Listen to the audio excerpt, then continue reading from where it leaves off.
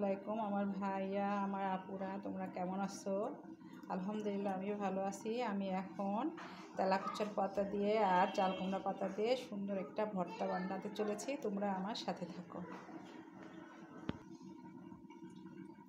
যদি আমার ভিডিও তোমাদের ভালো লাগে অবশ্যই সাবস্ক্রাইব করে আমার পাশে থেকো, একটা লাইক দিও, একটা কমেন্ট করে আমার সঙ্গে থেকো। দেখতে থাকো তোমরা আমি ভর্তা করি কেমন করে। অনেক মজা লাগে চাল কুমড়া আর তেলাকুচা পাতা দিয়ে ভর্তাটা। বন্ধুরা, আমি চাল কুমড়া পাতাটা চুলায় দিয়ে দিচ্ছি ভর্তা করার জন্য।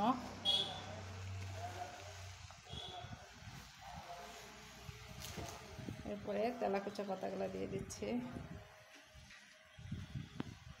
পরিমাণ মতো পেঁয়াজ রসুন দিয়ে দিলাম, পরিমাণ মতো লবণ দিয়ে দিচ্ছি।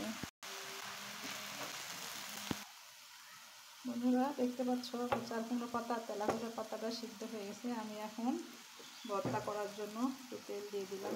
তেলের মধ্যে পেঁয়াজ রসুন কাঁচামরিচ সব দিয়ে দিলাম। এখন এটা আমি সুন্দর করে ভেজে নেব।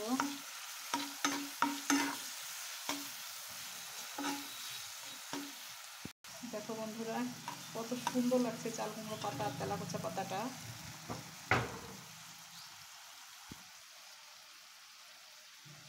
আমি এখন পেঁয়াজ রসুন কাঁচামরিচটা সুন্দর মতো ভেজে নেব।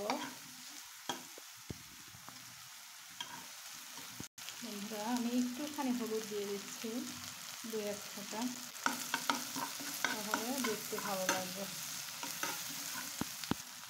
কিছু জিরা দিয়ে দিচ্ছি।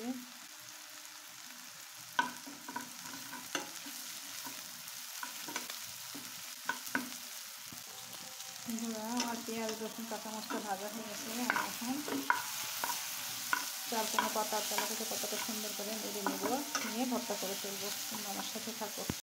বন্ধুরা, দেখতে পাচ্ছ আমার চাল কুমড়া ভর্তা পাতার আর তেলাকুচা পাতার ভর্তাটা হয়ে গেছে। আমি পরিবেশন করে তোমাদের দেখাচ্ছি।